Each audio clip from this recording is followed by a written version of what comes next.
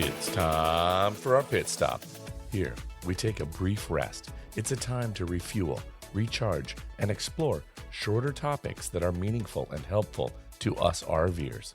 Welcome to RV Out West. I'm your host, Brooks. The idea of a ski-in, ski-out weekend directly from your RV to a chairlift sounds like a dream. One such place exists in the Cascade Mountains at the Stevens Pass Ski Resort. To the locals, it's known as the F-Lot. The stories I've heard around a campfire in the summer as people regale their winter camping tales is enough of a drug that enticed me to finally witness it for myself. The drive to the summit on Highway 2 is 4,061 feet. That part of the drive really isn't all that tricky. It's the last 100 yards where the tow experience can get a little technical. The turnoff from the highway into the parking lot, known as Lot A, is where the road to the F-Lot begins. A turn to the right and then a hairpin turn to the left uphill is all that stands in your way.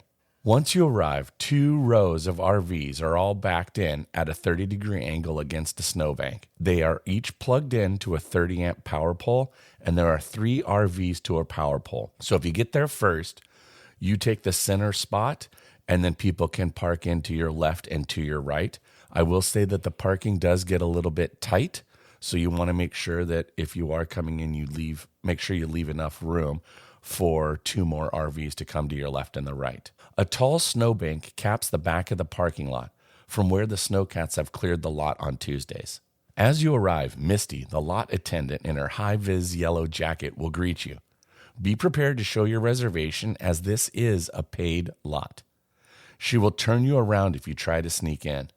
Trust me, Misty is the friendliest human on the planet, and she will help you get all squared away as you get parked. In the evening, after skiing, folks tend to mill about the parking lot. Gas fire pits and solo stoves are lit. People are standing or sitting in camp chairs, laughing, telling stories of the day. Dogs run wild, children run feral, sledding on the hills, digging forts with snow shovels. Everyone is super friendly and very helpful. As the temp drops in the evening, we found ourselves getting nestled inside of our trailer, watching a movie and kind of unwinding before hitting the rack pretty early so we can get a fresh start on the next day. Here's what I learned on my first experience camping in the F-Lot. Heating with propane was a little problematic for me. After the first night, my propane gauges told me that I had drained one of my propane tanks. I had friends who were coming up skiing bring me some extra bottles, but when I put them on, my heater still wasn't producing heat. I learned after the fact that I had a vapor lock, and once I cleared it, the propane heater was working again. I would suggest bringing an electric heater as well, but you will want to run an extension cord out to the power pole and plug in to a 15-amp outlet there versus into an outlet in your trailer. Condensation existed inside of our trailer, but for a single weekend, I wasn't too worried about mold buildup. If I was planning on being a weekend warrior and being up there at this F-Lot every weekend in the winter, then I would strongly consider adding a dehumidifier to the trailer to help combat the condensation. I did bring a gas fire pit to be able to easily sit around a campfire in the evening, but it was definitely more decorative than anything. It didn't really produce a lot of heat. If I were to make the F-Lot a place to camp more frequently, I would consider adding a solo stove. They just produce more heat. Plus, let's be honest, a wood fire is just so much better. I chose to camp one of the last weekends in March right before spring break. My thought process was that the weather conditions wouldn't be as intense as they are in January and February. So for my first experience, towing up into the F-Lot, getting situated, kind of understanding snow camping and how my trailer is going to work, that's kind of why I picked the end of March. With that said, it snowed while we were there, and we had 7 inches of new snow overnight. Managing the snowfall is something that will need to be watched. I used a snow shovel to get the snow off the top of our trailer, and I will admit that I was a little worried that I was going to scrape or do some sort of damage to the coating and the roof of the trailer. I did use a broom to take the snow off the top of the slide, and I used a snow shovel to kind of help break the chunks of ice up so I could sweep it off the top of the slide. The F-Lot at Stevens Pass Ski Area is a pretty special place. As local skiers, snowboarders, and RVers, we're pretty lucky to have a lot that provides 30 and 15-amp power, with a reservation, of course, and so close that you can almost ski in and ski out from. I had a wonderful time on my boys' trip with my son and my best friend. This, insert air quotes, campground is a gem of a place to escape it all and chase the pow-pow of the Pacific Northwest. I love Stevens Pass. It's the mountain I grew up on. I learned to snowboard there back in high school, taking the ski bus up every weekend. The drive up Highway 2 is one stretch of road that I love. It can be a treacherous drive. There are lots of accidents on this highway year-round, but the views are breathtaking. I should add that if you are driving this pass westbound, you will inevitably pass through the town of Sultan.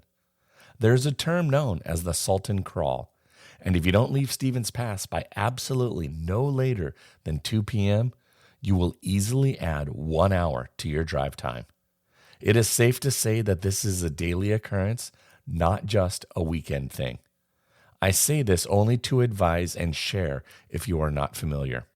And Meg, if you're listening, I looked for you and wanted to introduce myself, but you were at neither of the 2 Airstreams I saw up there. I wanted to thank you for sharing all of your info in the original FLOT RV Out West episode. It was very helpful to me.